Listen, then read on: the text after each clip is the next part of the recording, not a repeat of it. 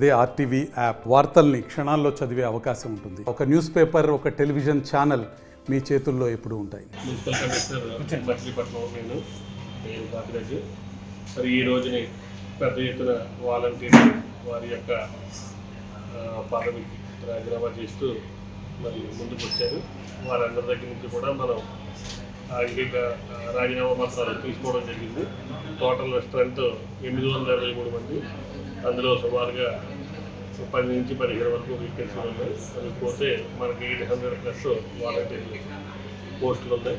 అందులో సుమారుగా 400 వరకు ఈ రోజుని 50% వరకు రాజీనామాలు వాళ్ళు ఇవ్వడం జరిగింది.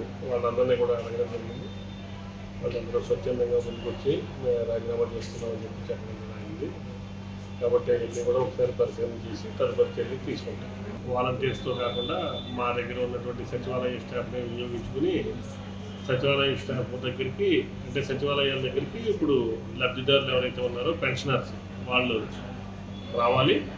వాళ్ళకి అక్కడ మేము పెన్షన్ డిస్ట్రిబ్యూట్ చేస్తాం. అది కూడా 3వ తారీఖు నుంచి. వాళ్ళు స్వచ్ఛందంగా రాజీనామా చేస్తున్నామని చెప్పిన తర్వాత దానికి మనం నిబంధన విధించలేము కదా. వాళ్ళు మా అంతటా మేము రాజీనామా చేస్తున్నామని చెప్పారు. కాకపోతే ఇష్టపూర్వకంగా చేస్తున్నారా లేదా అన్నది మనం క్రాస్ చెక్ చేసుకోవాలి.